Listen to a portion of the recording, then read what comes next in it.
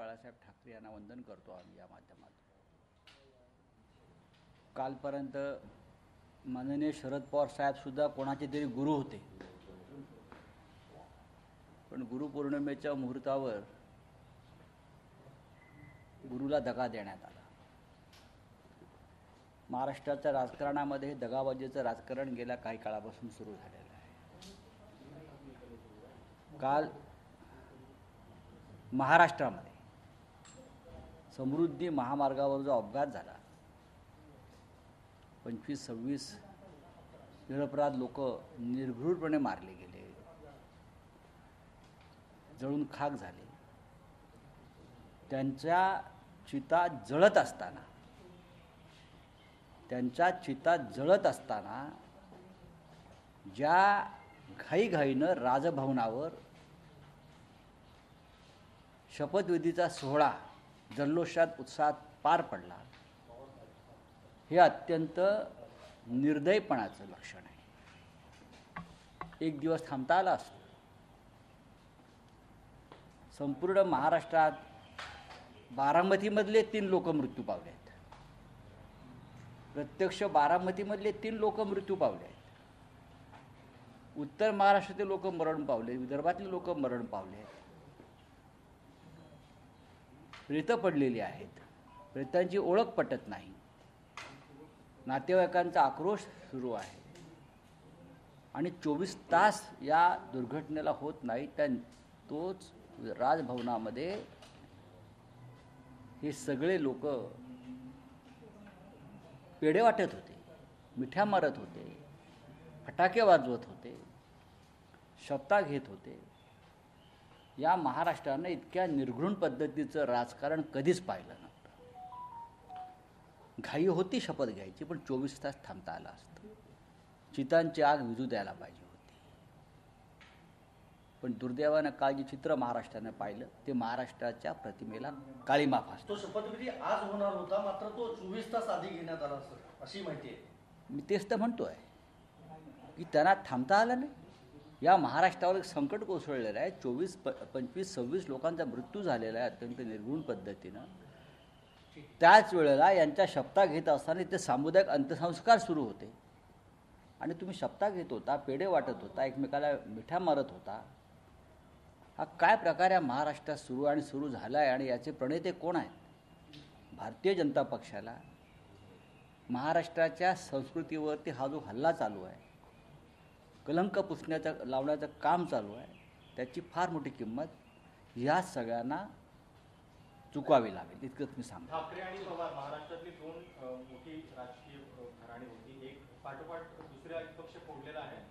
महाराष्ट्राच्या राजकारणातून, समाजकारणातून आणि इतिहासातून माननीय बाळासाहेब ठाकरे, यशवंतराव चव्हाण आणि शरद पवार या टोलेजंग नेतृत्वाचं कार्य, त्यांचा संघर्ष आणि त्यांचा इतिहास कायमचा पुसून टाकला जावा यासाठी हे अत्यंत घाणेरडं निर्घृण राजकारण सुरू आहे. शिवसेना संपवण्याचा प्रयत्न सुरू आहे, तो पूर्ण होणार नाही. शरद पवारांचं नेतृत्व संपवण्याचा प्रयत्न सुरू आहे. शरद पवार आज कराडला बाहेर पडलेले आहेत. यशवंतराव चव्हाणांचं नाव पुसण्याचं, त्यांची परंपरा पुसण्याचं काम चालू आहे. हे काही करून महाराष्ट्रामध्ये सुद्धा एक नवा इतिहास गद्दारीचा, बेईमानीचा लिहिला जावा आणि नवीन पात्र निर्माण व्हावीत राजकारणात, यासाठी हा जो खेळ चालू आहे तो लोकशाहीला, देशाला आणि महाराष्ट्राला परवडणारा नाही.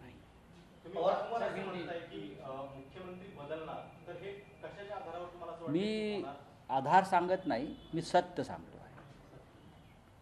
मी सत्य सांगतोय की अजित पवार यांचं जे नियोजन, प्रयोजन, आयोजन आहे त्यांच्याबरोबरच्या लोकांचं, ते फक्त उपमुख्यमंत्री पदासाठी नाही. अजित पवार ह्यांनी घेतलेला निर्णय हा त्यांचा निर्णय आहे. त्यांचा पक्षांतर्गत काही निर्णय असतील त्याच्यावरती मी मत व्यक्त करणं बरोबर नाही, पण या निर्णयाचे दूरगामी परिणाम या महाराष्ट्राच्या राजकारणावर झालेले आहेत, आता होतील. अजित पवार यांनी आतापर्यंत उपमुख्यमंत्री पदाची शपथ घेण्याचा विक्रम केलेला आहे. विक्रम प्रस्थापित किया उसने उपमुख्यमंत्री पद की शपथ लेने का 5 वेळा. पण ही वेळ जी आहे, त्यांचं डील जे आहे ते मुख्यमंत्री पदाचं आहे. मग सध्याच्या मुख्यमंत्र्यांचं काय? सध्याचे मुख्यमंत्री घरी जातील, त्यांच्यासह 16 आमदार, एकनाथ शिंदे यांच्यासह 16 आमदार हे अपात्र 100% ठरत आहेत. हे आता दिल्लीमध्ये त्यांची जी महाशक्ती आहे त्यांनाही कळून चुकलं आहे. आपण त्यांना वाचवू शकत नाही. न्यायमूर्ती चंद्रचूड यांच्या खंडपीठानं दिलेल्या निर्णयाची अंमलबजावणी करावीच लागेल. ऑगस्ट 10 तारखेपर्यंत हा निर्णय त्यांना घ्यावा लागेल. आणि त्याच्यामुळे ही पुढली व्यवस्था भारतीय जनता पक्षानं केली आणि अजित पवार यांना मुख्यमंत्रीपद देऊन ती जागा भरून काढण्याचं हे काम काल झालेलं आहे. काल जे केले ते पण गद्दार करताना नागालँडची उदाहरणं दिली जात होती. नागालँडमध्ये राष्ट्रवादी भाजपसोबत आहे. मोदींच्या हे पहा की याच्यावर चर्चा झाली आहे. नागालँडची परिस्थिती वेगळी आहे. अजित पवार नागालँडला जाऊन उपमुख्यमंत्री झालेले नाही आहेत. महाराष्ट्रातली परिस्थिती वेगळी आहे. नागालँड हे सीमावर्ती राज्य आहे आणि नागालँडच्या सरकारमध्ये जवळजवळ असे प्रयोग नेहमी होत असतात. नागालँड, मणिपूर, मिझोराम, मेघालयाच्या राजकारणाची तुलना जर महाराष्ट्राशी कोणी करत असेल तर त्यांना महाराष्ट्राच्या राजकारणाचा, संस्कृतीचा अभ्यास करावा लागेल काळजीपूर्वक. हा महाराष्ट्र आहे हे विसरतायत ते. काल ज्यांनी शपथ घेतली ते पण गद्दार आहेत सर. बघा, हा त्यांचा पक्षाचा प्रश्न आहे. मी माझ्या पक्षाविषयी बोलू शकतो. त्यांना काय बोलायचं त्यांच्या पक्षाने ठरवायचं. हे मी त्यांच्या पक्षातल्या आमदारांविषयी मी माझं मत व्यक्त करणार नाही. त्यांचे जर कोणी नेते असतील प्रमुख, त्यांना जर असं वाटत असेल तर ते त्या प्रकारची भूमिका घेतील. मी माझ्या पक्षातल्या लोकांविषयी बोलतो. मध्यरात्री 1 वाजता विधानसभा अध्यक्षांच्याकडे डिस्क्वालिफिकेशनचं पत्र देण्यात आलेलं आहे. काय अपेक्षा आहे नार्वेकरांकडून? नार्वेकरांकडून अपेक्षा नाही आहे. पुन्हा मला असं वाटतंय की सर्वोच्च न्यायालयाकडून अपेक्षा ठेवावी लागेल. पण शिवसेनेच्या फुटी संदर्भात जो निर्णय घेतलेला आहे तोच निर्णय इथे लागू होईल. बोलिए. हाँ हाँ, सिचुएशन पैदा हुई है सर, क्या इस तरह की हालत महाराष्ट्र में, अब क्या कहेंगे, क्या सोच रहे हैं आप? पहले शिवसेना को इसी तरह से तोड़ा गया, अब एनसीपी को. बात ऐसी है भाई, आज गुरु पूर्णिमा है महाराष्ट्र में, देश में. गुरु पूर्णिमा का हम मनाते हैं. हमारे गुरु बाला साहब ठाकरे जी हैं और बाला साहब ठाकरे जी ने हमको हमेशा एक श्रद्धा और निष्ठा का पाठ दिया है. तो हम हमारे गुरु से हमेशा ईमान रखे हैं. कल तक शरद पवार साहब कुछ लोगों के गुरु थे, लेकिन गुरु पूर्णिमा के एक दिन पहले उनके लोगों ने उनसे बेईमानी की है. कल महाराष्ट्र में जो एक बहुत भयंकर एक्सीडेंट हुआ, 26 लोग मारे गए, उनकी चिता जल रही थी. दोपहर को उनकी चिता जल रही थी. उनके रिलेटिव आक्रोश कर रहे थे और चिता जल रही थी और राजभवन में ये लोग शपथ ले रहे थे. इतना असंवेदनशील इस प्रकार की राजनीति महाराष्ट्र में इससे पहले कभी नहीं हुई थी. आप 24 घंटे रुक सकते थे. ये जो पूरा अंत्य संस्कार हो रहा था आप उनके लिए रुक सकते थे, लेकिन वहाँ चिता जल रही है, वहाँ आप शपथ ले रहे हैं. कल की राजनीति जो हुई है महाराष्ट्र के राजनीति का सबसे काला दिन है. और ये 2 दिन पहले हमारे प्रधानमंत्री जी उनके राजनीतिक विरोधी कैसे भ्रष्टाचारी है, एनसीपी हो या उनके नेता कैसे भ्रष्टाचारी है, उनको जेल जाना चाहिए, इस प्रकार की बात कर रहे हैं. लेकिन जेल जाने के बजाय उनको कल राजभवन में मंत्री पद की शपथ दी. ये राजनीति है. बोलिए. जिनको आप लोग करप्ट बता रहे हैं उनके साथ आप भी तो अलायंस के अंदर थे एनसीपी के साथ में. लेकिन मैंने नहीं बोल रहा हूँ, ये प्रधानमंत्री को ही प्रधानमंत्री बोल रहे हैं. प्रधानमंत्री ने उसको उनके वॉशिंग मशीन में डाला है, हमने नहीं डाला है. हाँ, सर महाविकास अघाड़ी को कितना नुकसान है? क्या कांग्रेस भी ऐसे दबाव में बढ़ सकती है? सर आगे हो सकता है, मुझे मालूम नहीं, लेकिन सबको तोड़ना चाहते हैं धीरे धीरे. लेकिन किसी भी हालत में अगर कोई भी टूट जाए या छोड़कर चले गए फिर भी महाविकास आघाड़ी मजबूती से काम करेगी. उद्धव ठाकरे जी की लीडरशिप में शिवसेना और शरद पवार साहब की लीडरशिप में एनसीपी काम करेगी और हम सब 2024 के चुनाव के लिए एक साथ रहेंगे और एक साथ हमारा निर्णय होगा. 9 विधायक को डिस्क्वालीफाई करने के लिए कहा गया है सर. 9 विधायक को डिस्क्वालीफाई करने के लिए कहा गया है. हाँ, 9 विधायकों तो क्या करना है? उनका सत्कार करना है, स्वागत करना है. डिस्क्वालीफाई तो हो गए. सर हाँ। कई लोग इसके पीछे पटना में जो ओपोजिशन की मीटिंग हुई राहुल गांधी को जो आगे किया जा रहा था उसका कारण बता रहे हैं। ठीक है, जो होगा वो कारण होगा, लेकिन आपका असली चेहरा सामने आया है। कल मैं इतना ही कहूँगा, कल जो हुआ है शपथ ग्रहण, उसके बाद एक मैं दावे के साथ बोल रहा हूँ, महाराष्ट्र का मुख्यमंत्री बदलने जा रहा है। एकनाथ शिंदे के साथ जो 16 विधायक है वो जल्दी ही डिस्क्वालीफाई किए जाएंगे। जो सर्वोच्च न्यायालय का निर्णय है उसके हिसाब से उनको कोई नहीं बचा सकता, और इसीलिए अजित पवार और उनके लोगों को इंडक्ट किया है। तो एकनाथ शिंदे अब कुछ दिनों के मेहमान है, इतना मैं कह सकता हूँ। काल ज्या वेळेला शपथविधी झाला त्यानंतर पवार साहेबांनी 1 to 1 आमदारांशी संपर्क केल्याची बरं. माहिती आहे आणि काही आमदार यायला तयार आहेत, त्यांचं स्वागत राष्ट्रवादी करणार आहे. तुमच्यातून गेलेले जे आमदार आहेत आमच्याकडला विषय संपलेला आहे, हा त्यांचा पक्षाचा निर्णय असेल, हा त्यांचा पक्षाचा निर्णय घ्यायला ते समर्थ आहे. आमच्याकडे आम्ही त्यांच्यावरती अपात्रतेची कारवाई सुरू केली. लोकांच्या मनामध्ये प्रचंड राग आहे. राष्ट्रवादी आणि शिवसेनेमध्ये फरक असा आहे की अद्याप राष्ट्रवादीचे किती आमदार नक्की त्यांच्याबरोबर गेले आहे ते स्पष्ट व्हायचं आहे. माननीय शरद पवार साहेबांचा असा दावा आहे की अनेक आमदारांनी त्यांच्याशी संपर्क केलेला आहे. आज सकाळीच माझ्या काही प्रमुख राष्ट्रवादीच्या नेत्यांशी चर्चा झाली, त्यांच्याकडून पण हीच माहिती मिळाली. माननीय पवार साहेबांशी माझी सतत चर्चा सुरू आहे, आम्ही बोलतो आहोत.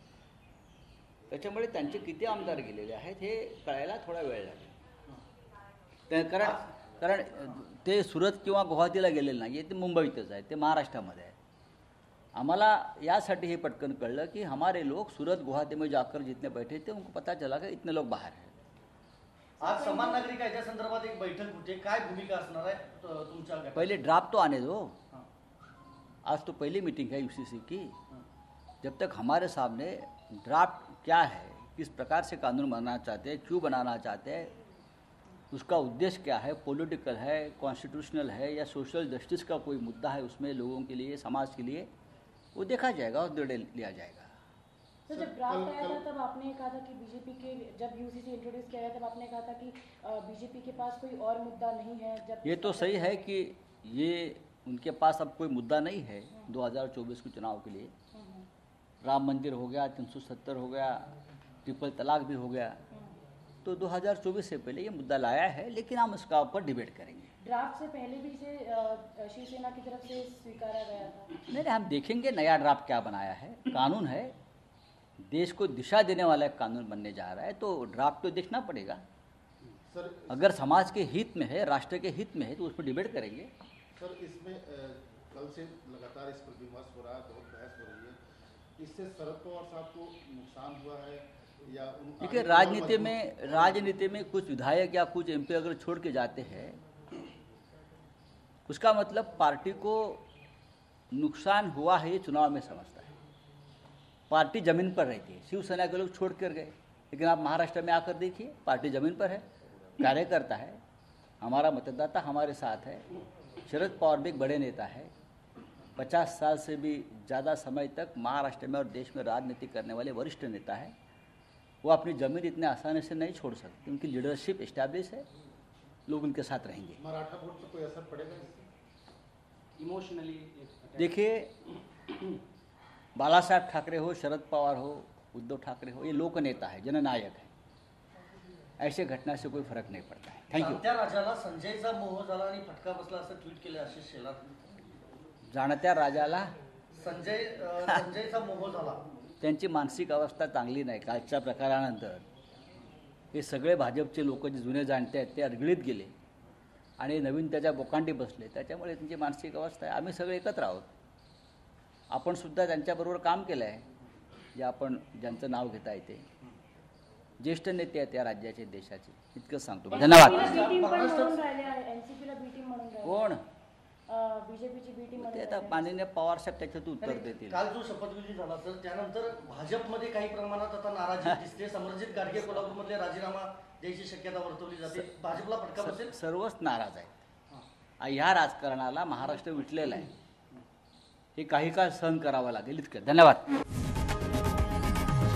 लोकशाही मराठी ऐका, पहा, जागरूक रहा.